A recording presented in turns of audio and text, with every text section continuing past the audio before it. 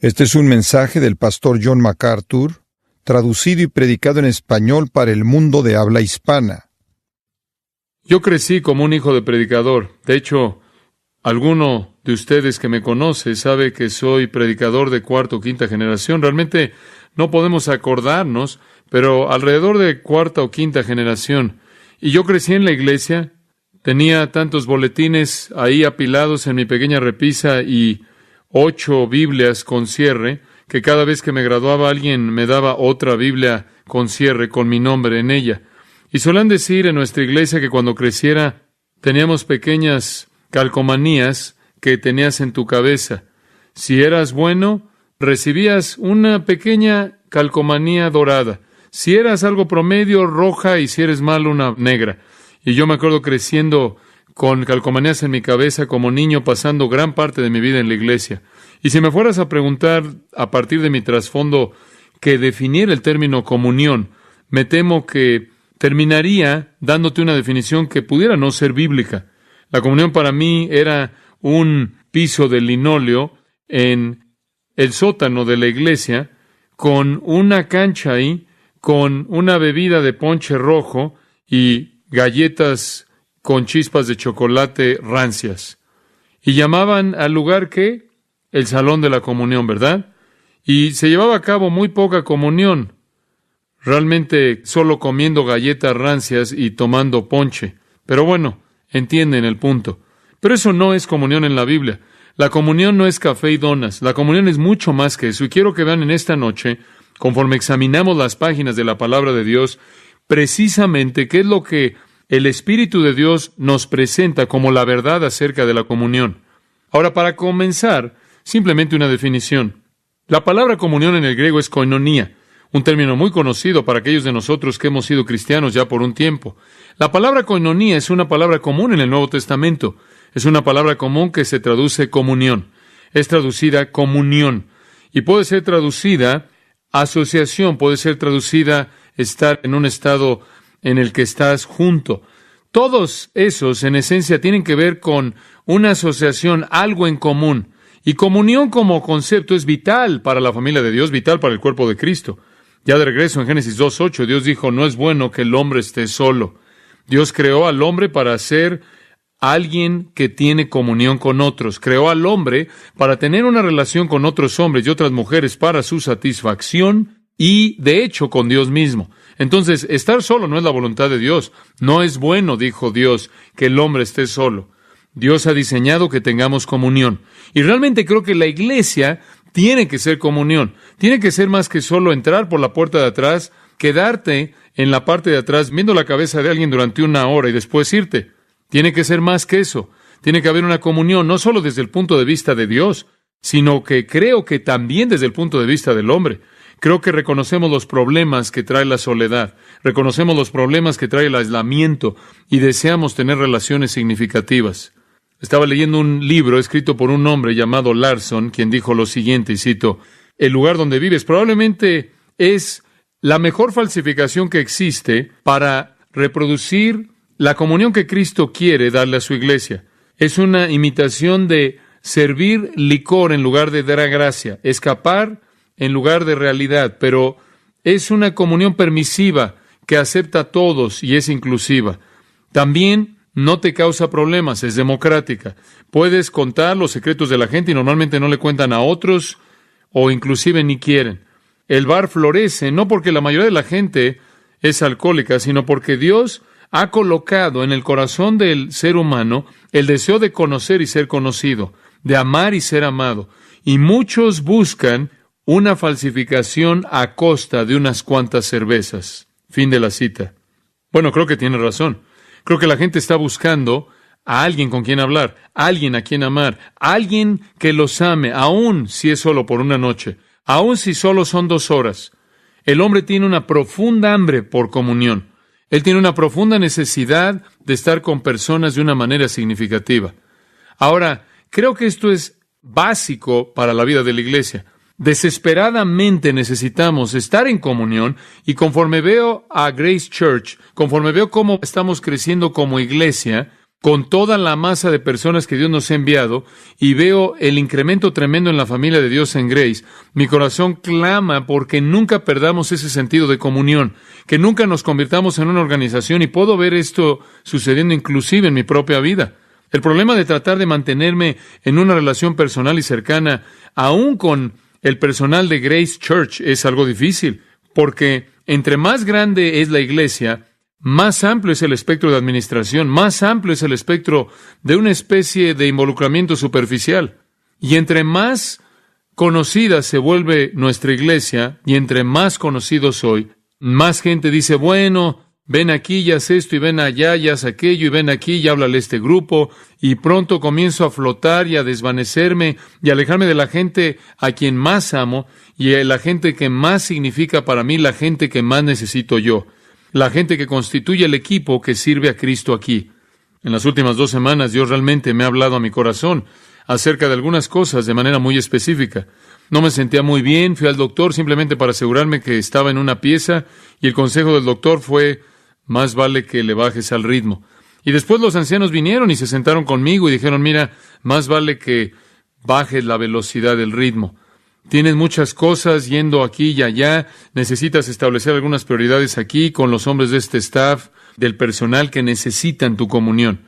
Y entonces, durante los últimos 3 o 4 días, he estado cancelando reuniones por todos lados para que pueda estar aquí y tener comunión, porque necesito ser enriquecido en mi propia vida a través de esas personas que amo más. Y entonces yo realmente he estado tratando conmigo acerca de la necesidad que tengo de entregarme al personal y a la familia que es de esta iglesia, de Grace Church. Y frecuentemente les he enseñado y he recordado lo que he enseñado en el pasado, y no estoy seguro de que he estado siguiendo esto al pie de la letra, pero he estado recordando lo que les he enseñado tantas veces, que si te preocupas por la profundidad del ministerio, Dios se encargará de su amplitud. Y hay un nuevo compromiso en mi corazón con ustedes, como mi amada familia, de entregar mi vida a este lugar y dejar que Dios se preocupe por cómo lo esparce a través de ustedes. Porque si yo me esparzo demasiado y estoy aquí y allá, entonces no puedo ser lo que Dios me ha llamado primordialmente a ser. Entonces Dios realmente me ha confrontado en mi corazón. Y como mencioné esta mañana, 4 de nosotros en el personal pasamos 3 o 4 días juntos esta semana, simplemente reiterando cuál debe ser nuestro compromiso. Tenemos que establecer el ritmo para ustedes al reafirmar nuestro amor unos a otros, y reafirmar nuestra honestidad y apertura el uno con el otro, y reafirmar la necesidad que tenemos de sostenernos unos a otros y de sobrellevar los unos las cargas de los otros. Y esa es la gran carga que tengo para toda esta iglesia de Grace Church.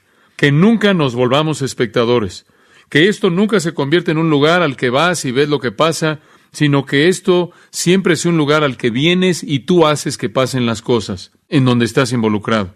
Y entonces, con todas esas cosas en mi corazón y mente, quiero hablarles de lo que es la comunión. Y quiero hablarles de la base de la comunión, la naturaleza de la comunión, el símbolo de la comunión, el peligro, la responsabilidad y el resultado, o alguna parte de esto. En primer lugar, la base de la comunión. Observen 1 de Juan 1. ¿Cuál es la base de la comunión? ¿Realmente hay una base legítima para la comunión? ¿Tenemos comunión simplemente porque tenemos todos el mismo estatus socioeconómico? ¿Somos parte de una comunión simplemente porque resulta que vivimos en el mismo lugar? ¿Somos parte de una comunión porque resulta que nos vestimos de la misma manera, o pensamos de la misma manera, o votamos de la misma manera, o lo que sea? ¿Realmente tenemos algo en común? ¿O cuando hablamos acerca de comunión en la iglesia, simplemente estamos solo tratando de producir algún tipo de unión ecuménica? ¿Hay verdadera comunión? Bueno, creo que lo hay. Tengo confianza en que lo hay, conforme examino 1 de Juan 1:3. Lo que hemos visto y oído, eso os anunciamos, para que también vosotros tengáis comunión con nosotros. Y nuestra comunión verdaderamente, aquí está la base, nuestra comunión verdaderamente es con el Padre y con su Hijo Jesucristo. Ahora escuche, cualquier persona que esté en comunión con Jesucristo, también está en comunión con cualquier otra persona que esté en comunión con Jesucristo. ¿Entendió eso? Cualquier persona que esté en comunión con Jesucristo, también está en comunión con cualquier otra persona que esté en comunión con Jesucristo. Ese es nuestro punto común. Nuestra base en común no es social, no es económica, no es intelectual, no es cosmética, no es ninguna de esas cosas superficiales.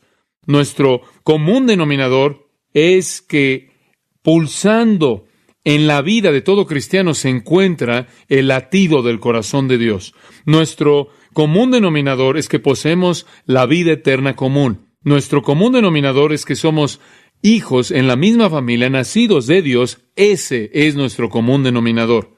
Regresando a la palabra koinonía de nuevo. El significado literal y simple de la palabra es común, tener algo en común, algo que tenemos en común. Koinonía es tener algo en común. Koinonos es un socio, alguien con quien tienes algo en común, un asociado. Koinonos significa un asociado. Ahora escucha esto. Koinonos significa un asociado. Koinoneto, el verbo, significa ser un asociado o un compartidor o alguien que es un participante. Ahora, permítame enfatizar algo que creo que es muy importante. Yo creo que la comunión en la iglesia de Jesucristo no es básicamente empírica, es posicional. Estamos en la comunión, por lo tanto, debemos disfrutarnos el uno al otro. Pero la comunión es posicional. Observe de nuevo el versículo 3. Eso es lo que el versículo está diciendo. Lo que hemos visto y oído. ¿Y qué es eso? Bueno, es el Evangelio de Jesucristo. Él lo menciona en los primeros 2 versículos. La palabra de vida, el Evangelio. Aquello que hemos visto y oído, esto os anunciamos, para que tengáis comunión con nosotros. Y nuestra comunión es con el Padre y con su Hijo, Jesucristo. Ahora escuche, la proclamación del Evangelio no fue un fin en sí misma.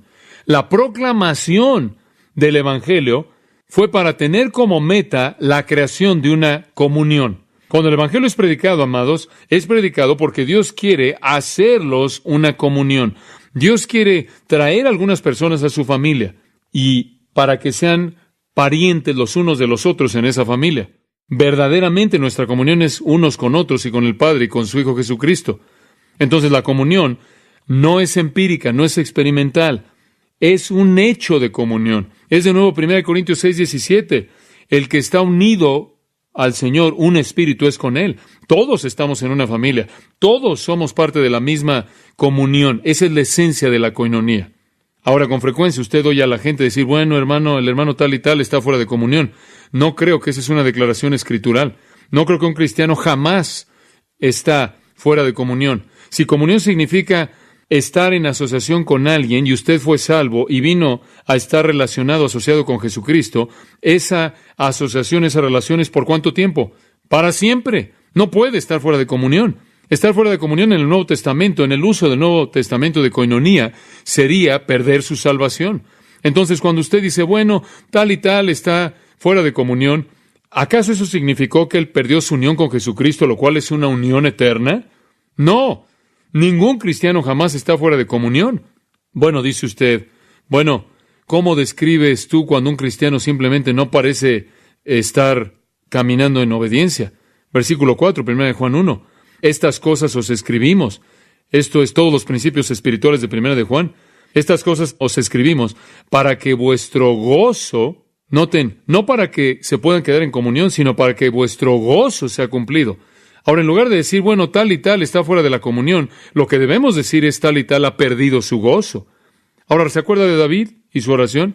Él dijo, restáurame tu salvación. ¿Es lo que dijo? No. Él dijo, restáurame, ¿qué? El gozo de tu salvación. Como puede ver, el creyente no pierde la comunión. Jesucristo es un amigo que se mantiene más cercano que un hermano. Alguien que dijo, nunca te dejaré ni te desampararé. ¿Se acuerda del hombre que dio su testimonio el domingo por la noche pasada cuando lo bauticé?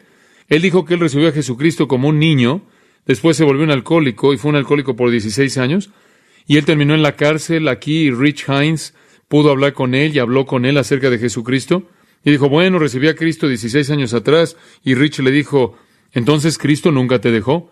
Y el hombre inclinó su cabeza y encontró que Cristo estaba ahí y volvió a entregarse a Jesucristo. Cristo nunca lo había dejado. La comunión nunca había sido quebrantada, pero el gozo había sido perdido debido a su pecado. ¿Se da cuenta?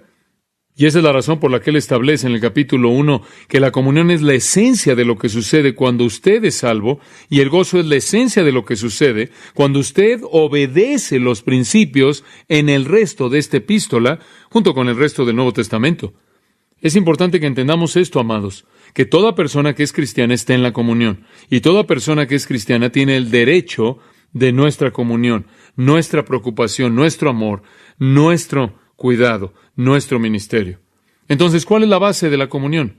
En una palabra, salvación. Salvación. Toda persona que es cristiana está en la comunión. Y no hay excusa en la iglesia para menospreciar a alguien más porque su situación social es diferente, su situación económica es diferente, su coeficiente intelectual no es como el tuyo o cualquier otra cosa. Si todos fueron parte del plan maestro del Dios divino del universo para que fueran parte de su iglesia antes de que el mundo comenzara, tienen un valor infinito, y si todos son parte del plan maestro para que sean parte del cuerpo y entran a la comunión, todos tienen los derechos y privilegios, así como usted los tiene, y todos tienen la misma vida eterna en común. Y si usted ama al Señor Jesucristo, quien mora en ellos, usted debe amarlos también, ¿no es cierto? Comunión. Creo que debemos reconocer que tenemos la misma responsabilidad para con todos en la familia de Dios. La base de nuestra comunión es la vida eterna en común. Poseemos eso con Dios el Padre, Dios el Hijo, Dios el Espíritu Santo y con todo otro creyente en la tierra. Toda persona salva está en la comunión, está en comunión. Entonces usted no tiene que decir, bueno, claro, en nuestra comunión creemos en inmersión. No, hay algunos en la comunión que creen en inmersión y otros en la comunión que creen en aspersión. Y los amamos, aunque están mal, pero están bien en otras áreas. Hay algunos en la comunión que pueden tener sus pequeñas distinciones, pero escuche, no debemos separar a la familia cristiana en pequeñas denominaciones, usted sabe, en donde todo mundo está ahí con su pistola teológica, en su torre eclesiástica, listo para disparar en contra de cualquier persona que esté en desacuerdo con él. No debemos hacer eso. Todos somos parte de la familia. Somos parte de la comunión si creemos en el Señor Jesucristo. Y Juan hace un contraste a lo largo de su epístola entre el creyente y el incrédulo. Y su primer contraste en esta epístola es entre quién está en comunión y quién no está. Observen el versículo 5. Este es el mensaje que hemos oído de Él y os anunciamos. Dios es luz y no hay ningunas tinieblas en Él. Si decimos que tenemos comunión con Él y andamos en tinieblas, mentimos y no practicamos la verdad. Pero si andamos en luz, como Él está en luz, tenemos comunión unos con otros, y la sangre de Jesucristo nos limpia de todo pecado. Ahora, a algunas personas les parece muy difícil entender estos versículos. Permíteme ayudarle a verlos. ¿Qué está diciendo? Muy bien, veamos el versículo 5. Y él repasa el Evangelio, el mensaje del Evangelio. Dios es luz y no hay ningunas tinieblas en Él. Por cierto, no hay mezcla con Dios. Dios es luz y no hay ningunas tinieblas en Él. Y entonces, habiendo declarado el Evangelio, Juan reconoce que hay dos tipos de personas dentro de la iglesia: los que decimos y los que hacemos. Ahora, en el versículo 6, los que decimos vienen y dicen tenemos comunión. Estamos en comunión, pero si andan en tinieblas, mienten porque Dios es luz y en Él, ¿qué hay? Luz, no hay tinieblas. Entonces, cualquier persona que está caminando en tinieblas no está caminando en Dios. Cualquier persona caminando en tinieblas no es cristiana. Cualquier persona que está caminando en tinieblas no está en comunión con Dios, no importa lo que él o ella diga. Yo creo que en el versículo 6 usted tiene ahí a no cristianos. Dice usted, bueno, ¿no crees que un cristiano podría caminar en tinieblas? No, porque no me importa lo que usted haga como cristiano, usted está en Dios y en Él no hay tinieblas en absoluto. Ahora, por cierto, usted puede hacer las obras de las tinieblas, pero hacerlas en la luz. Solo quiero que usted sepa eso. Y Dios lo ve y usted ve y la iglesia debe actuar y disciplinar también. Permítame simplemente ayudarle a entender eso, porque puede estar algo confundido. Permíteme darle algunos versículos, no trate de buscarlos, simplemente apúntelos. En Hechos 26:18 dice que Pablo fue llamado por el Espíritu Santo para abrir sus ojos, los ojos de los gentiles, para que se volviesen de las tinieblas a la luz y del poder de Satanás a Dios. En otras palabras, escúcheme, la salvación es convertir a alguien de las tinieblas ¿a qué? A la luz. Todos los cristianos siempre están caminando en la luz porque están en Dios. Permítame darle otra escritura. 1 Tesalonicenses 5:4. Mas vosotros, hermanos, no estáis en tinieblas. No puede ser más claro que eso. Ustedes no están en tinieblas. ¿Cuál es el siguiente versículo? Versículo 5, 1 Tesalonicenses 5:5. Todos vosotros son hijos de luz e hijos del día. No somos de la noche ni de las tinieblas. Cuando usted fue salvo, de acuerdo con Colosenses 1:12, usted fue hecho participante de la herencia de los santos en luz, dice ahí. Usted fue librado de la potestad de las tinieblas. Jesús dice, yo soy la luz del mundo. El que anda en la luz nunca andará en ¿qué? Tinieblas. Juan 8:12, nunca.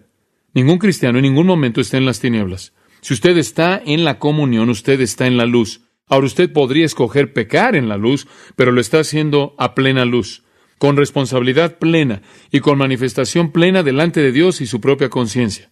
Y entonces, en el versículo 6, regresando a 1 de Juan, él dice, habrán algunos que vienen, los que sí decimos, y dirán, estamos en la comunión, pero usted ve su vida y no están en Cristo. No están en Dios, nunca han sido salvos. Como puede ver, lo que él está diciendo es esto. La base de la comunión no es denominacional, no es la membresía a una iglesia, no es socioeconómico, es salvación. Y cuando alguien viene y dice, yo soy parte de la comunión con ustedes, pero nunca han venido a Jesucristo, están caminando en tinieblas, mienten o no están en la comunión. Amados, tenemos una comunión única. El versículo 7 habla de los que estamos en ella. Pero si andamos en luz, como Él está en luz, tenemos que comunión unos con otros. Como puede ver, la gente que tiene comunión es la gente en la luz, porque Dios es luz y en Él no hay tinieblas. En otras palabras, lo que Él está diciendo es lo siguiente. La comunión está constituida por personas que son salvas, gente redimida, gente que conoce a Dios. Somos aquellos a quien la sangre del Señor Jesucristo, su Hijo, nos limpia de todo pecado. ¿Cuál es la base de la comunión? Salvación. Oiga, escúcheme. Si usted es salvo, amigo mío, si usted es salvo, escuche esto, usted está en la comunión. No puede entrar y salir del cuerpo de Cristo. No puede salir sin que nadie lo vea, y usted no va a poder estar cerca de cristianos como si estuviera en el anonimato.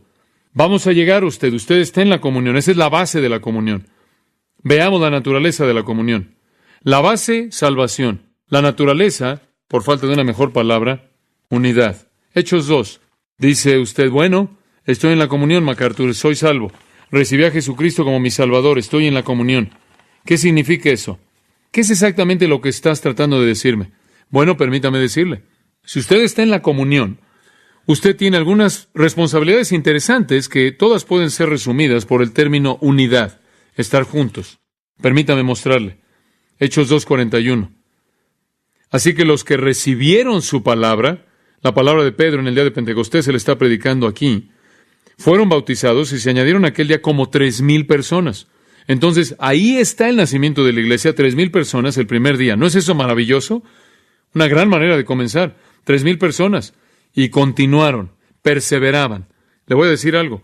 Cuando usted tiene a 3,000 personas salvas y 3,000 personas que continúan perseverando, eso es evangelismo. ¿En qué perseveraron? En la doctrina de los apóstoles. ¿Y en qué? La comunión unos con otros, en el partimiento del pan y en las oraciones. Ahora, este es el elemento experimental, empírico de la comunión. El elemento posicional, salvación. El elemento experimental, ¿cómo se ve? Bueno, aquí encontramos un retrato hermoso de estar juntos. Apenas acaba de nacer la iglesia y ya tiene comunión. ¿Y cómo operaba la comunión? Bueno, él pasa a contarnos. Ellos se reunían para la enseñanza, la doctrina de los apóstoles, el partimiento del pan, la mesa del Señor, y la oración. Esta es la manera en la que ellos tenían comunión. Y conforme usted ve este texto, usted encuentra algunas cosas maravillosas. Su unidad, el hecho de que estuvieran juntos, tenía todo tipo de elementos. En primer lugar, todos son salvos, versículo 42, perseveraban. 3,000 personas se unieron a la iglesia, 3,000 personas perseveraron en la fe. Esto es salvación real. Por cierto, es la gente que continúa, los que son realmente salvos, ¿verdad? Juan 8:31, Jesús dijo, dice Juan 8, muchos creyeron en su nombre. Y después en el versículo 31 Jesús dijo, si continuáis y perseverad en mi palabra, entonces eres mi verdadero discípulo. El continuar de manera perseverante es una señal de salvación real. Primera de Juan 2:19 dice, salieron de nosotros porque no eran de nosotros, porque si hubieran sido de nosotros, habrían permanecido con nosotros, pero salieron de nosotros para que se manifestase que no todos son de nosotros. Los verdaderos creyentes continuaron. Entonces, en primer lugar, la naturaleza de su comunión. Fueron todos salvos. Y ya hemos explicado ese punto. Todos eran salvos. Eran creyentes reales, verdaderos. No habían farsantes ahí en esa multitud. Y usted sabe, esa es la razón por la que la Biblia le advierte a la iglesia acerca de creyentes falsos y los falsos profetas y de la cizaña entre el trigo, porque pueden debilitar tanto a la iglesia. Pueden extraer la fortaleza de la iglesia. Es la antigua manzana podrida ahí en el barril. Es ese principio. La iglesia debe ser pura y la iglesia debe ser santa porque está junta, porque su unidad está basada en la realidad de su redención. Usted sabe, tiene que estar atento a eso. Me acuerdo cuando vine por primera vez a Grace Church hace 9 años atrás, tuvimos un pequeño problema. Comenzamos simplemente a predicar acerca de lo que la iglesia debía hacer y alguien dijo, ¿sabías que tenemos varias parejas, 2 parejas creo en el coro que no son salvas? No son cristianos, pero creemos que si les dejamos cantar, van a convertirse. Bueno, tuve un problema con eso y hablamos de esto un poco. Era algo nuevo y ustedes saben, algo inmaduro en mi primera iglesia y demás. No quería hacer explotar aquí a todo mundo y sabía que ellos sabían mucho más aquí que yo cuando llegué, entonces estaba apoyándome en ellos mucho. Pero me di cuenta que no puedes hacer la obra de Dios con el pueblo de Satanás.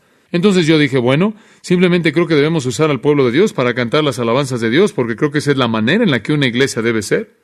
Ustedes saben, nunca olvidaré un pastor que se me acercó en una conferencia de pastores y dijo, después de escuchar toda la enseñanza, ustedes saben, fuimos enseñados toda la semana. Él me dijo, tú sabes, creo que acabo de descubrir mi problema. Le dije, bueno, ¿cuál es? Él dice, bueno, la mitad de mi consejo pastoral es salvo y la otra mitad no lo es. Le dije, sí, correcto, ese es un problema, porque Dios no trabaja bien con Satanás. El genio de la primera iglesia en Jerusalén era que todos eran redimidos, todos continuaron. Esto fue clave. Y la legitimidad de su salvación fue lo que impulsó a la iglesia a que la iglesia creciera. Versículo 47. El Señor añadía a la iglesia cada día a los que habían de ser salvos. Más adelante la gente estaba tan molesta que dijeron, están llenando a Jerusalén con su doctrina en el capítulo 5, versículo 28. Literalmente se han apoderado de nuestra ciudad con esto. Gracias a Dios. Eso es lo que debemos hacer. En Apocalipsis 2, vean esto por un momento, simplemente expandiendo sus pensamientos por un segundo aquí. Apocalipsis 2:14 dice nuestro Señor, claro, aquí le está escribiendo a la iglesia en Pérgamo y le dice ahí, tengo unas cuantas cosas contra ti, porque tienes a los que retienen la doctrina de Balaam, que enseñaba a Balac a poner tropiezo ante los hijos de Israel, a comer de cosas sacrificadas a los ídolos y a cometer fornicación. Y también tienes a los que retienen la doctrina de los nicolaitas, la que yo aborrezco. Por tanto, arrepiéntete, pues si no, vendrá a ti pronto, y pelearé contra ellos con la espada de mi boca. Ahora, es interesante que en el versículo 14 él dice, pero tengo unas pocas cosas contra ti, que tienes ahí a los que retienen la doctrina de Balaam. Inmediatamente tienes el problema ahí en la iglesia de Pérgamo. Tienes aquí a los que son y los que no son. Ese era el problema. Estos son los redimidos y allá están los no redimidos. Y tienes ahí los que retienen la doctrina de Balaam. Y si usted regresa a Números 22 al 25, puede leer de la doctrina de Balaam. No lo haga ahora, pero ahí está. Balac, el rey de Moab, quería deshacerse de Israel. Entonces le pagó a Balaam. Balaam era un profeta contratado. Usted podía contratar a Balaam y él podía maldecir a alguien por la cantidad correcta de dinero. Entonces contrataron a Balaam para que fuera a maldecir a Israel. Y 3 veces él trató de maldecir a Israel y cada vez que intentó falló. Usted recuerda que una vez él no pudo hacer que su asna pudiera ir en la dirección que él quería ir. Y Balaam fue un fracaso en hacer eso, entonces finalmente decidieron, si no podemos maldecir a Israel, vamos a hacerlo de otra manera. Y lo que hicieron fue diseñar un plan. Las mujeres de Moab, que eran personas paganas, impías, se casarían con los israelitas en orgías idólatras y en matrimonios mixtos que contaminarían y corromperían a Israel. Y funcionó. No pudieron hacer que Balaam los maldijera, pero pudieron hacer que cayeran en inmoralidad con mujeres moabitas para casarse con ellos y contaminar a Israel de esa manera. Y el verdadero problema en la iglesia en Pérgamo era matrimonios espirituales mixtos. Lo que ellos tenían en esa iglesia era tan malo que tenían a lo verdadero y a lo falso, a los creyentes y a los incrédulos, los piadosos y los impíos. Y esa es la razón por la que dice él en el versículo 16, más vale que te arrepientas, porque si no, vendré a ti pronto y pelearé contra ellos con la espada de mi boca. Como puede ver, Dios quiere que su iglesia sea pura. Él quiere que su iglesia sea una iglesia redimida. El estar en unidad, el estar juntos comienza con filas puras. Escuche esto, la base de la comunión es la salvación y la naturaleza de la comunión es la unidad, el estar juntos. Pero esa unidad comienza en una base práctica con la regeneración. Simplemente no puedo unirme en la obra de Dios con alguien que no es creyente, y creo que esa es la razón por la que tenemos que enfatizar que la iglesia es pura.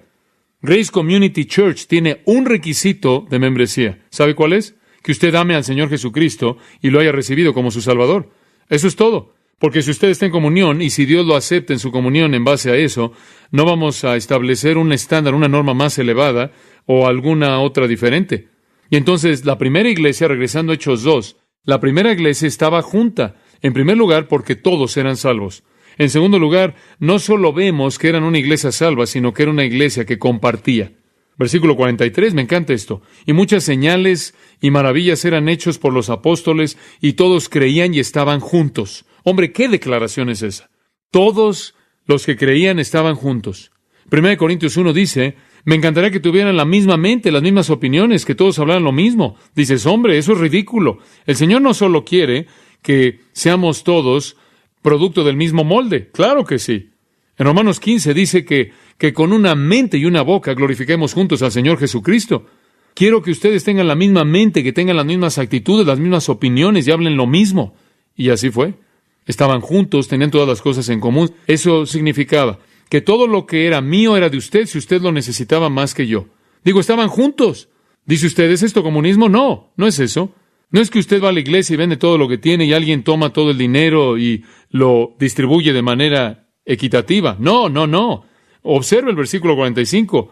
Estaban vendiendo, este es un tiempo verbal imperfecto, estaban vendiendo sus posesiones, pasado, acción continua, no un verbo eros donde todos lo hicieron al mismo tiempo. Estaban haciéndolo con la frecuencia que la gente lo necesitaba.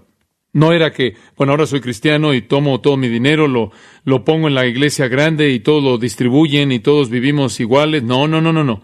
Ni siquiera creo que esa es la manera en la que debe ser con el pastor. Creo que hay variaciones en la paga del pastorado. Después de todo, 1 Timoteo 5:17 dice que aquellos que trabajan diligentemente y duro en la palabra y la doctrina son dignos de doble honor. Creo que hay diferencias en necesidades y familias en donde los hijos harían una diferencia. ¿Cuántos tuvo y cuál era su responsabilidad para con ellos? Creo que hay diferencias en cuál es nuestra economía aquí en la iglesia. Y no creo que la iglesia jamás debe estar enseñando comunismo, en donde usted deposita todo en algún fondo en común y lo distribuye de manera equitativa. Lo que está diciendo es esto. Estas personas, a partir de estar juntos, ahí en su unidad, estaban vendiendo posesiones para dar dinero a gente cuando la gente tenía necesidad. Eso es todo. Había una sensibilidad, una consideración tremenda. Y usted encuentra ya en el capítulo 4, donde Bernabé vendió un terreno para satisfacer la necesidad de alguien. Digo, compartían. Eso era todo. Tenían una respuesta amorosa, maravillosa, que buscaba compartir unos con otros. Y ellos, continuamos ahí en el versículo 46, seguían juntos, unánimes en el templo. ¿No es eso maravilloso? Estaban juntos. Y si alguien tenía necesidad y usted tenía un terreno, vendía su terreno y le daba el dinero y decía, mira, aquí está, satisface tu necesidad. Estaban juntos y esto era manifiesto diariamente y continuaban de manera unánime. Ellos decían lo mismo. Ellos pensaban lo mismo en el templo y estaban rompiendo el pan de casa en casa. ¿Cuándo fue la última vez que usted invitó a alguien de la comunión de Grace Church a su casa y cenó con ellos y rompió el pan en torno a la mesa del Señor ahí en su comida juntos? ¿Cuándo fue la última vez que hizo eso? Tenían todas las cosas en común y compartían. Y estaban contentos, con alegría. Al final del versículo 46, sencillez, esto es unidad de corazón. Sus corazones estaban unidos como el de David y el de Jonatán, así debe ser. Y estaban alabando a Dios y teniendo favor con todo el pueblo. Y el Señor añadía cada día a la iglesia a los que habían de ser salvos. Ahora usted sabe, tenemos mucha gente en Grace Church, pero me encantaría que tuviéramos 100,000 más que conocieran a Jesucristo como parte de la multitud aquí. Esa es la manera en la que yo pienso. O en algún lugar apilados en donde pudieran ser enseñados. Y si queremos que Grace Church crezca, no es tanto que tenemos que salir y poner ahí pósters enormes y espectaculares y arrepiéntense o esto les va a pasar. No es así. Si queremos voltear de cabeza al mundo, lo único que tenemos que hacer es reunirnos. Y si comenzamos a amarnos unos a otros, Jesús lo dijo de esta manera: por esto sabrán todos los hombres que son mis discípulos, si tienen que amor unos por otros. E inclusive Jesús definió eso. Él dijo: ámense unos a otros como yo los he amado. ¿Y cómo los amó Él? Lavándoles los pies. Tan pronto como comencemos a inclinarnos y a lavarnos los pies unos de otros, el mundo va a notarnos. Arístides, escribiendo acerca del cristianismo en el siglo II, escribió estas palabras. Él era un observador de los cristianos y dijo lo siguiente, y cito: ellos se abstienen de toda impureza, esperando la recompensa que está por venir en otro mundo. En cuanto a sus siervos o siervas o hijos, los persuaden a convertirse en cristianos mediante el amor que tienen los unos por los otros. Y cuando se convierten, entonces los llaman sin distinción hermanos. No adoran dioses extraños y andan en toda humildad y bondad, y no se encuentra falsedad entre ellos y se aman los unos a los otros. Y cuando ven un extraño, lo traen a sus hogares y se regocijan por él como si fuera un verdadero hermano, porque no llaman hermanos a aquellos que siguen la carne, sino a aquellos que están en el Espíritu y en Dios. Y si hay entre ellos un hombre que es pobre y necesitado y no tiene una abundancia de necesidades, van a ayunar 2 o 3 días y suplen los necesitados de su alimento necesario. Y observen de manera escrupulosa el mandamiento de su Mesías. Viven honesta y sobriamente, así como el Señor su Dios les mandó. Toda mañana y todas las horas, debido a la bondad de Dios hacia ellos, alaban y lo reconocen por su alimento y en su bebida le dan gracias. Y si alguna persona justa de su número muere aquí en este mundo, se regocijan y le dan gracias a Dios y siguen su cuerpo como si estuvieran moviéndose o mudándose de un lugar al otro. Y cuando un niño le nace a cualquiera de ellos, alaban a Dios. Y de nuevo, si llega a morir en su infancia, alaban a Dios fuertemente como alguien que pasó por el mundo sin pecados. Así es la ley de los cristianos y así es su conducta. Fin de la cita. Hombre, qué declaración. Esa era la naturaleza de la primera iglesia. Así eran. Se preocupaban unos por otros. Tenían hambre de comunión. Tenían hambre de amor. Y amados, eso es dicho de una manera simple. La clave de la unidad en la iglesia es la comunión, y la clave de la comunión en la iglesia es el amor, y la clave del amor en la iglesia es la humildad. Filipenses 3, teniendo el mismo amor. ¿Cómo vas a tener el mismo amor? Y más atrás, ahí en el 2 capítulo, él dice: quiero que tengan comunión y quiero que tengan el mismo amor. Y dice usted, ¿cómo? Nada hagáis por contienda o por vanagloria, antes bien con humildad, estimando cada uno a los demás como, ¿qué? Superiores a uno mismo. Humildad es cuando usted realmente ve hacia arriba otras personas. Es cuando usted los ve como mejores que usted y que usted se preocupa y se sacrifica. ¿Cuál es la base de la comunión? Salvación. ¿Cuál es la naturaleza de la comunión? Es estar juntos. Estar juntos. En donde tenemos un corazón y una mente y una boca. Estamos en unidad. Todos tenemos posesiones en común y simplemente las tenemos de una manera floja, suelta, y se resbalan por nuestros dedos cuando alguien tiene necesidad y regresan a nosotros cuando tenemos necesidad. Usted no puede ser posesivo en esta familia. No puede cerrar sus puertas en esta casa y sacar a todo mundo. Tienen derecho a su comunión. El símbolo de comunión. ¿Cuál es ese? Observe 1 Corintios 10. ¿Cuál es el símbolo de la comunión? Oh, esto es muy bueno. El símbolo de la comunión está en los versículos 16 y 17. Pablo, escribiéndole a los Corintios, dice: la copa de bendición que bendecimos, ¿no es la comunión de la sangre de Cristo? ¿El pan que partimos no es la comunión del cuerpo de Cristo? Siendo uno solo el pan, nosotros con ser muchos, somos un cuerpo, pues todos participamos de aquel mismo pan. ¿Sabe lo que está diciendo? ¿Cuál es el símbolo de nuestra comunión? Dígame usted, ¿cuál es? Es la comunión, ¿no es cierto? Es la copa y el pan. Ese es el símbolo de nuestra comunión. Como puede ver, ese es el símbolo porque retrata ese acto que proveyó la base de nuestra comunión. Fue la muerte de Jesucristo lo que proveyó la base de nuestra comunión. Entonces, la comunión que nos recuerda de esa muerte se convierte en el símbolo de nuestra comunión. Usted sabe, a mí me gusta predicar. Ustedes lo saben. Me encanta predicar, pero hay algo que me gusta más que eso. Me encanta venir a la mesa del Señor más de lo que me gusta predicar, y eso es decir mucho porque realmente me gusta predicar. Pero me encanta venir a la mesa del Señor porque simplemente me encanta la realidad del enfoque en el emblema mismo de nuestra comunión. Me encanta venir a la mesa del Señor. Supongo que mi único remordimiento es que no venimos a la mesa del Señor con tanta frecuencia como debiera venir. Sé por qué la primera iglesia venía a la mesa del Señor diariamente. Dice que estaban rompiendo el pan diariamente, y sé por qué. Porque tenían un amor tan abrumador hacia Jesucristo que se vieron impulsados, motivados a celebrar el derramamiento de ese amor, y tenían un amor tan grande los unos por los otros que se vieron motivados a tener comunión en la base misma de esa comunión, la cruz de Cristo. Y por cierto, cuando Jesús dijo en Lucas 22:19, haced esto en memoria de mí, había mucho más en esto que solo eso.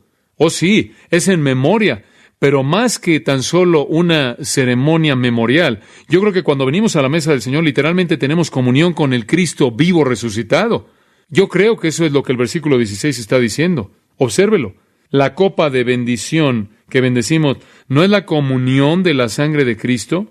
El pan que partimos no es la comunión del cuerpo de Cristo. Escuche, Él solo no está diciendo, no es el acordarnos de esto, es la comunión misma de ello. Cuando usted viene a esa mesa, usted tiene comunión con Cristo y usted tiene comunión con todo otro creyente congregado ahí. Cuando voy a la mesa del Señor, en cierta manera me siento como uno de los 12 congregado en torno a la mesa y en la última cena, la noche antes de que Jesús fuera crucificado. Y Él es el verdadero anfitrión, ¿se da cuenta?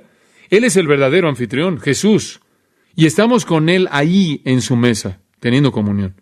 Y usted sabe, todos simplemente caemos al mismo nivel, ¿no es cierto? Venimos a la mesa, no hay rico, no hay pobre, no hay uno inteligente, uno no tan inteligente, no hay uno grande, uno pequeño, no hay uno de piel oscura y ninguno así, nada. Simplemente todos pecadores, con nada que ofrecer, nada que traer, diciendo delante de Dios, tenemos esto en común. El Señor Jesucristo murió para redimirnos. Ese es el símbolo de nuestra comunión.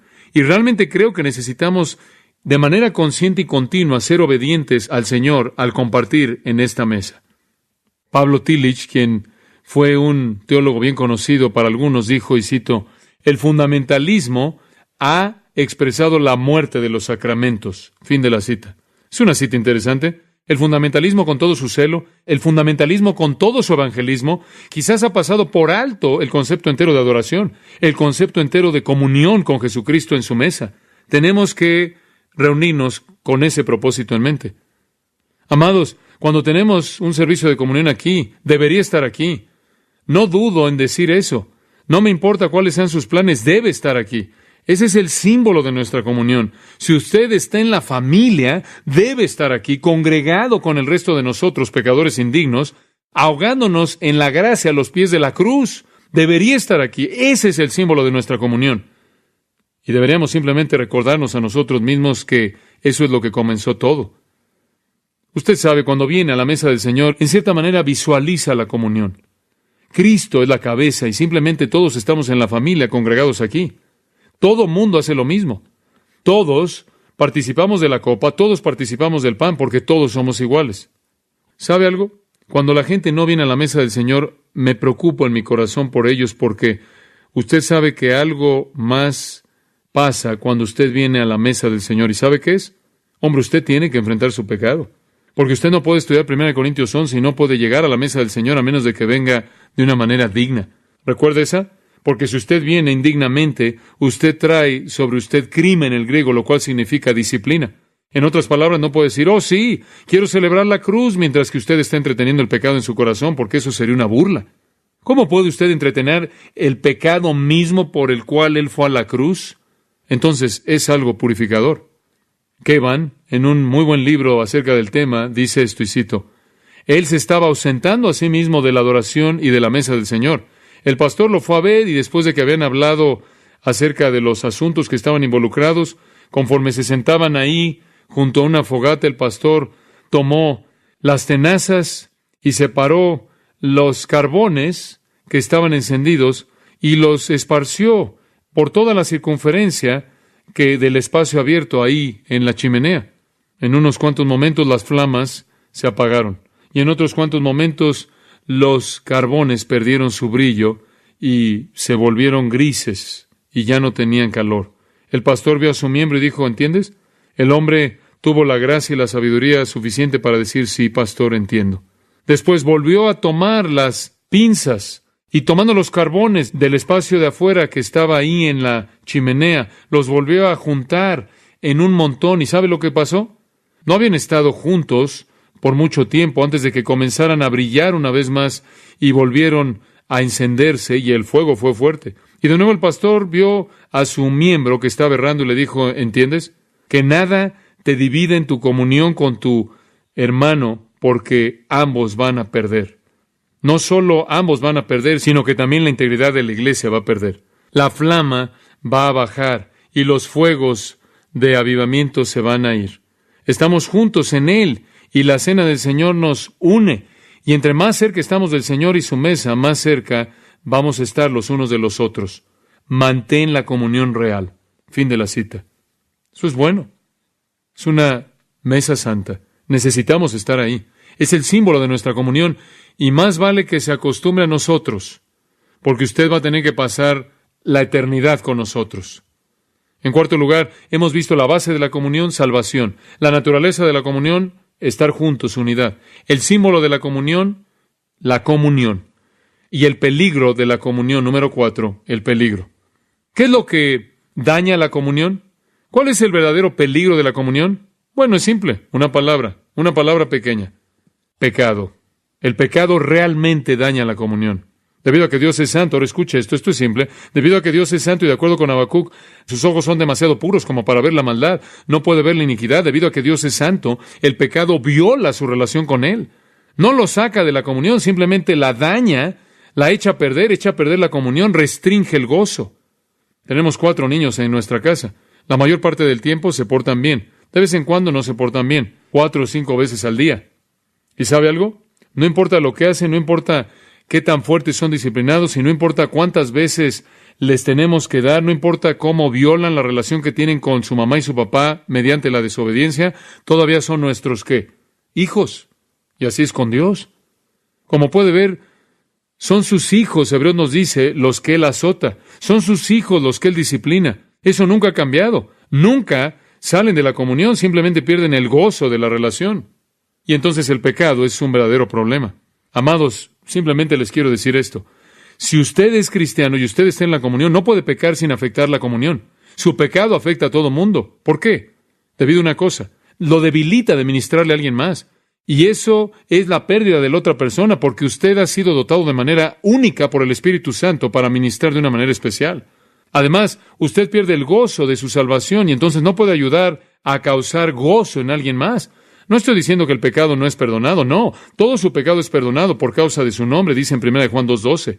Todo su pecado es perdonado. Ese no es el punto. Pero cuando usted continúa en pecado sin que realmente lo enfrente y se arrepienta de él y le dé la espalda a él, se coloca en una situación en la que usted viola la comunión con Dios y viola la comunión con otros creyentes. Ahora recuerde esto. No es cuestión de salvación, es simplemente cuestión de la plenitud de gozo en esa relación y la plenitud de potencial para ministerio unos con otros. Permítame darle una ilustración. Si yo tengo algún pecado en mi vida y yo comienzo a hacer algo, quizás, por ejemplo, estar en una relación de negocios turbia y empiezo a producir dinero y de pronto el pecado comienza a apoderarse de mi vida y me pongo aquí de pie, créanme que no voy a ministrar en el poder del Espíritu de Dios. Entonces lo que va a suceder es que todos ustedes van a ser afectados por mi pecado. Y a cualquier nivel, eso sucederá. A cualquier nivel. Usted no puede ser el sacerdote de la familia, papá, y ministrar en santidad a su familia a menos de que viva en santidad.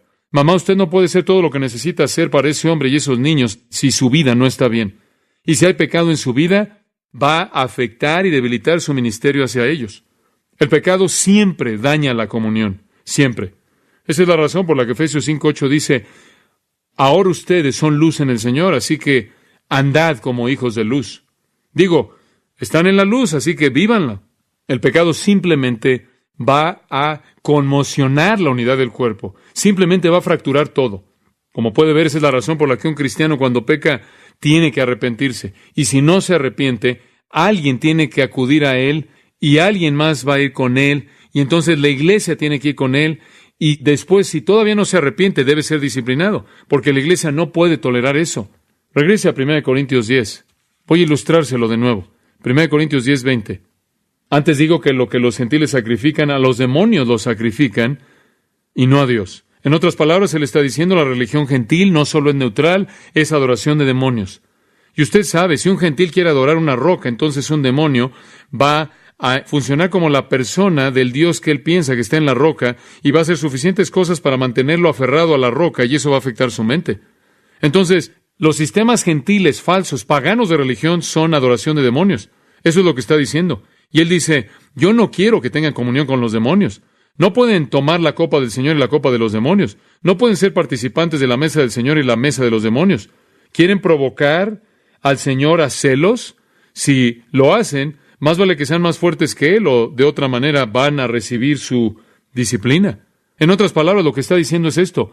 Ustedes no tienen la fortaleza de defenderse a sí mismos contra lo que Dios va a hacerles si comienzan a meterse con la maldad. No quiero que tengan dos comuniones. No quiero que tengan comunión con Dios y comunión con los demonios. No quiero que estén metiéndose con la justicia y metiéndose con el pecado. Observen al Israel antiguo. Trataron de hacer eso, ¿no es cierto? Y fue desastroso. La comunión siempre es distorsionada, siempre está manchada, siempre manchada por lo mismo, el pecado. El pecado. En la iglesia corintia, algunos de ellos pecaban tan frecuentemente y con una dureza de corazón tal que el Señor finalmente se llevó a algunos a casa y los quitó porque simplemente estaban echando a perder todo. Y en el versículo 30 él dice, algunos de ustedes han continuado en pecado al punto en el que están débiles, enfermos y algunos están simplemente muertos. Simplemente los quitamos del camino. Entonces el símbolo es comunión y el peligro es pecado. Y esa es la razón por la que cuando vienes a la mesa del Señor confiesas tu pecado. Versículo 38 del 11 dice, examínese a sí mismo y después coma. Como puede ver, otra razón, amados, por la que el Señor lo quiere en su mesa es porque cuando usted viene a su mesa, tiene que enfrentar la realidad de su pecado porque está a los pies de la cruz de nuevo. Está viendo a un Cristo crucificado que fue crucificado por su pecado y tiene que lidiar con la realidad de eso. Y hombre, no sé usted, pero necesito estar a los pies de la cruz mucho, porque enfrento mi pecado y me vuelvo de mi pecado y después estoy libre para tener comunión con significado y bendición. La base de la comunión, salvación. La naturaleza de la comunión, unidad, estar juntos. El símbolo de la comunión, la mesa del Señor. El peligro de la comunión, pecado. Quinto, la responsabilidad de la comunión. La responsabilidad de la comunión. Ahora no vamos a tomar tiempo para desarrollar todos estos, simplemente voy a mencionarlos rápidamente. Esto es fabuloso. ¿Cuál es la responsabilidad? Dices, hombre, John, ya me echaste a andar. Me dijiste que si soy salvo estoy en la comunión. Muy bien. Me dijiste que la naturaleza de la comunión es estar juntos y compartiendo. Muy bien. El símbolo es comunión. Estoy listo. El peligro es pecado. Tengo que poner atención en esa área. ¿Pero qué hago?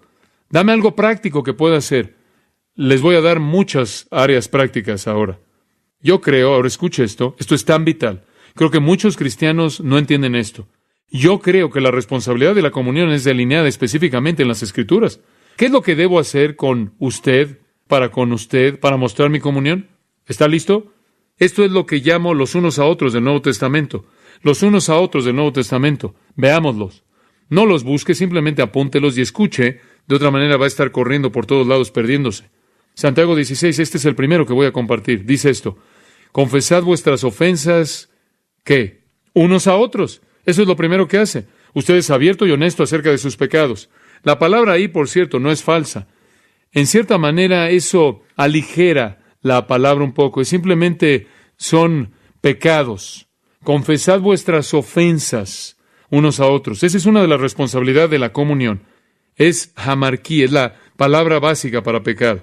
Ahora, por cierto, usted sabe, yo prediqué esta una vez y alguien se me acercó y dijo, ¿quieres saber algo? Nuestro pastor hizo eso. Él hizo del miércoles por la noche de confesión y la gente se pone de pie y confiesa sus pecados. Y no lo creería. La asistencia está creciendo, claro. La gente está sentada ahí diciendo, hombre, no debes perderte esto. Alicia, wow, no, ve nada más. Esto es caliente, salido del horno. ¿Se dan cuenta? Deberían haber oído la de la semana pasada. No dice ponte de pie enfrente de la iglesia entera. Pablo le escribió a los Efesios y le dijo, porque vergonzoso es hablar de cosas hechas en secreto. Pero ¿qué es lo que debe decir? ¿Qué significa confesar vuestros pecados, vuestras ofensas unos a otros? Es simple, unos a otros. Ahora, no hay sacerdote aquí. No significa ve y ponte de pie y habla ahí en una pequeña caja. No significa eso. No significa tienes que repetir muchas Aves Marías y las cuentas y demás. Confiesa sus pecados unos a otros. ¿A quién? A cualquier bueno, a cualquier cristiano, a cualquier hermano o hermana, particularmente si hay uno a quien has ofendido de manera personal. Ahora, yo creo que necesitamos alentarnos unos a otros a ser honestos. Yo creo que necesitamos confesar nuestro pecado. ¿Sabes lo que descubriremos? Podrás decir, bueno, no quiero que nadie sepa. Escucha, no vas a decirle algo a alguien que no sabe, porque ellos saben que no eres perfecto. Ustedes saben, cuando yo me meto en una situación en donde alguien es muy honesto, siempre digo, ¿tú también? Todos estamos en la misma situación, todos hemos pecado, todos tenemos las mismas luchas. No es algo que nos sorprende cuando realmente somos honestos. Todos los cristianos deben tener a alguien con quien puedan descargar su corazón, con quien puedan orar en las áreas de su debilidad. Muy importante. Confiesa tus pecados unos a otros. Eso es bastante simple, ¿no es cierto? Para eso estamos aquí. No solo vengas aquí y te salgas. No quiero que alguien sepa nada de mí. Si se llegan a enterar. Entonces nunca se van a enterar. Quizás nunca van a poder ayudarte, llamarte y llorar por ti. Tú no inventaste el pecado. Ha existido por mucho tiempo. El segundo principio, y ni siquiera tengo tiempo de ver a detalle todos estos, pero aquí hay otro. Perdonaos unos a otros, perdónense unos a otros. Colosenses 3:13 dice, soportándose y perdonándoos unos a otros. Deberías estar perdonando, particularmente el primero tiene referencia, creo yo, a alguien que ha pecado contra ti, y cuando vienen y lo confiesan, ¿cuál debe ser tu respuesta? Te perdono. ¿Y se acuerdan? Pedro dice, Señor, ¿perdonaré 7 veces? Ustedes saben, él se estaba sintiendo tan justo, tan magnánimo 7 veces, y el Señor dice, no, 490 veces. El perdón. Perdónense unos a otros. Segunda de Corintios 2, 6 al 8, nos dice, le basta a tal persona esta reprensión hecha por muchos. Así que al contrario, vosotros más bien debéis perdonarle y consolarle, para que no sea consumido de demasiada tristeza. Por lo cual os ruego que confirméis el amor para con él. Escucha, si el hombre ha confesado el pecado, no lo sigas masajeando. Perdónalo y afirma tu amor a él. ¿Te das cuenta? Tú dices, bueno, ¿cuánto lo debo perdonar? ¿Hay un límite? Muy bien, ¿quieres un límite? Aquí está el límite. Sed benignos, Efesios 4:32, unos para con otros, misericordiosos, perdonándoos unos a otros, como Dios os ha perdonado a vosotros en Cristo. Ahí está el límite. Tú perdonas tanto como Dios te perdonó. Escucha, eso es mucho y todavía se lleva a cabo. Permítame darte un tercero. Sobrellevad los unos las cargas de los otros. Otro de los unos a otros. Gálatas 6:2. Sobrellevad los unos las cargas de los otros y cumplid así la ley de Cristo. Esto es empatía espiritual. Lleven las cargas, lleven las preocupaciones unos de otros. Hombre, ustedes saben, acabo de ser convencido en mi propio corazón. Me ocupo tanto en mi propia mente, en mis propias preocupaciones, mis propias ansiedades, que mi espalda no tiene suficiente lugar para la de nadie más. Y entonces tengo que tener una espalda más grande porque hay muchas personas por las que quiero cuidar, muchas personas a quienes quiero ayudar a cargar sus cargas.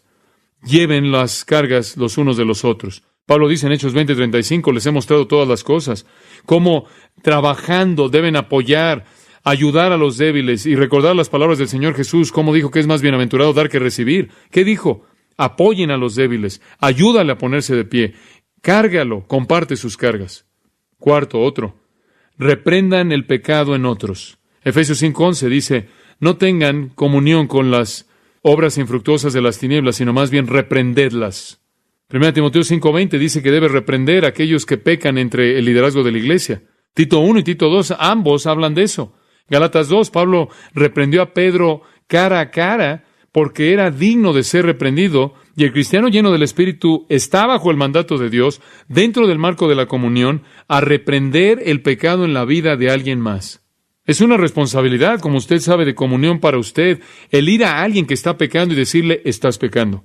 Estás pecando contra Dios. Yo he hecho eso. Y yo sé, nadie conoce la situación y yo puedo decirte algo de ella.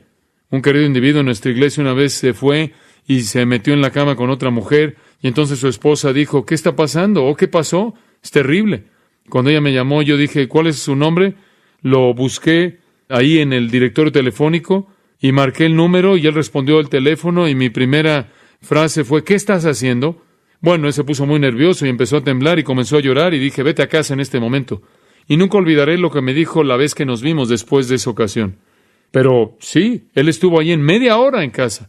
Su esposa me llamó y dijo, ya está en casa, ya está en casa. Él me dijo, realmente no pensé que alguien se preocupaba tanto. Algo simple. Nos lo debemos unos a otros, ¿no es cierto? Usted sabe, usted enfrenta tentación y es atrapado, pero necesita que alguien le diga a usted, oye, estoy contigo, quiero ayudarte, quiero reprenderte en ese punto, no hagas eso. Hombre, les digo, cuando hablamos de purificar la iglesia, tiene que hacer eso. Dios me ha dado la responsabilidad por la familia y tengo que intentarlo. Hay otras cosas. Gálatas 6:1 dice, si alguno de vosotros es sorprendido en alguna falta, restauradlo en amor. Otra cosa que debe hacer es restaurar a un hermano que está en pecado. Escuche, cuando alguien se resbala y cae en un pecado, levántelo, manténgalo en pie y edifíquelo, dice en Gálatas 6. Hombre, tenemos que hacer todo esto. Debemos confesarnos unos a otros, perdonar unos a otros, reprendernos unos a otros, sostenernos unos a otros, edificarnos unos a otros. En Romanos 14 dice que debemos cuidar unos de otros. Algunos de los hermanos más débiles deben ser cuidados, deben ser amados, deben ser nutridos. Tantos lugares en el Nuevo Testamento dice debemos amarnos unos a otros. 1 Pedro 1:22, amaos unos a otros fervientemente con corazón puro. Ectanase en el griego. Estira tu músculo para amar tan lejos como tu extremidad pueda alcanzar. Esa es la manera en la que debemos amar. Debemos confortarnos unos a otros. El libro de Hebreos nos dice que debemos confortarnos unos a otros o exhortarnos. Es la misma palabra. Aconsejarnos unos a otros, amonestarnos unos a otros, en vistas a cambiar en conducta. Debemos orar unos por otros. Todas estas cosas y simplemente siguen y siguen y siguen en el Nuevo Testamento. Debemos edificarnos unos a otros. Debemos enseñarnos unos a otros, de acuerdo con Colosenses 3:16, en salmos, himnos y canciones. Tenemos que hacer todo esto unos por otros. Esa es la responsabilidad de la comunión. Escuchen, amados, Grace Church, por el diseño de Dios, va a ser una comunión de personas amorosas que se preocupan unos por otros, cuyas relaciones no son superficiales. ¿Cómo está el clima? Hola, ¿cómo estás? ¿Te ves bien? Bonito traje, bonito vestido. ¿Cómo están tus hijos? Bonito carro. Qué bonito día. Debe haber más. Debe haber más en la relación entera que eso. Ahora, no quiero decir que no puede comenzar de esa manera. Debe comenzar de esa manera. Y no quiere decir que hay algo mal con decir esas cosas, pero no se detenga usted ahí. Necesitamos hacer compromisos unos con otros. Ahora, no creo que usted tiene que hablar con todo el mundo a la misma profundidad con la que habla con alguien en particular. Pero en algún punto a lo largo del proceso tenemos que estar dispuestos a compartir nuestras vidas con la gente que Dios trae a nuestras vidas. No comparto yo todo con toda persona al mismo nivel, pero hay algunas personas con las que comparto. Todo comienza en el hogar donde está mi esposa y yo compartimos, y después hay grados quizás de profundidad que salen a partir de ahí. Un último pensamiento. El resultado de la comunión, usted ya lo conoce, porque ya se lo dije. ¿Cuál es el resultado de la comunión? Estas cosas os he escrito para que vuestro gozo sea que cumplido. El resultado de la comunión es gozo completo. Gozo completo. Hombre, ¿no será maravilloso tener una iglesia feliz, una iglesia gozosa? Creo que tenemos eso. Usted sabe, a veces en un domingo la gente emite gozo. ¿Sabe usted eso? Simplemente sale aquí, ya que yo estábamos hablando de esto en esta mañana. Simplemente hay una especie de exuberancia, una especie de gozo que simplemente estaba aquí brotando. Usted sabe, cuando tuvimos el Mesías hace unas semanas atrás, había un hombre tocando en el Mesías que es un gran conductor. Uno de los mejores, Jack dice. Y él era el amigo de Jack y el maestro de Jack, y Jack lo invitó a participar. De todos los que participaron, él era el único que no conocía a Jesucristo y estaba tocando uno de estos instrumentos. Y Jack me contó y me preguntó que qué hacía, y todo terminó, y el hombre lo vi que durante todo el evento estaba con su cabeza así porque estaba llorando. Le dije, gracias por venir, y él dijo, nunca he sentido algo como esto. ¿Qué es lo que tienen estas personas? ¿Qué tienen estas personas? Él dijo, he conocido a Jack por 22 años, nunca he visto la sensibilidad o el gozo o la expresión en esta dirección como la vi. Nunca he oído un coro que sonara así, y nunca he visto a gente que tuviera algo como lo que tienen estas personas. Bueno, le dije, le voy a decir lo que es. Es el Espíritu Santo, ¿sabe usted? Es el Espíritu Santo. Pero como usted puede ver, eso es lo que sucede cuando tenemos una comunión rica y nos amamos unos a otros y compartimos unos con otros. Emitimos gozo porque estamos en relaciones plenas. ¿Entiende usted eso? Porque Dios dijo en el principio, no es bueno que el hombre esté, ¿qué? Solo. Y cuando la comunión es cumplida, tiene gozo. Bueno, ya he dicho más de lo que sé, entonces oremos. Padre nuestro, sabemos que quieres que tengamos comunión unos con otros, contigo y con el Padre. Y eso es lo que nosotros queremos también, lo que quieres para nosotros. Entonces bendice y haz de Grace Church una comunión real, como la primera iglesia. Una comunión real. Y aun si tenemos 20,000, como los que tuvieron en Jerusalén, manténlo real. Y Padre, haz que tu iglesia, no solo aquí, sino en todo lugar alrededor del mundo, tenga una comunión real para que Jesús sea hecho manifiesto a través de su iglesia. Oramos en su maravilloso nombre. Amén. Usted ha escuchado a John MacArthur, maestro bíblico de Gracia a Vosotros. Para más información y acceso gratuito a todos los mensajes de John, así como una lista de libros incluyendo la Biblia de estudio, visite la página web en gracia.org. Gracia a Vosotros y el pastor John MacArthur se reservan toda protección y el derecho de autor bajo la ley que esté vigente. La información de derechos de autor está disponible en gracia.org, que incluye instrucciones para limitar la duplicación de este archivo digital. Gracia a Vosotros es una organización sin fines de lucro, dedicada a desarrollar recursos desde las enseñanzas del pastor John MacArthur, las cuales ofrecen la verdad de las Escrituras. Por otra parte, estimado oyente, su apoyo en oración y sus donaciones al ministerio nos ayudan a lograr este propósito para equipar a miles de personas de habla hispana. Si desea hacer una donación u ofrenda, puede hacerlo utilizando su tarjeta Visa, Mastercard, Discovery o American Express. Si vive en Estados Unidos o Puerto Rico, puede llamarnos al 1-866-5-GRACIA. Esto es 1-866-547-2242, o desde cualquier otro lugar ingresando a nuestra página web en gracia.org. Y de antemano, gracias por su apoyo.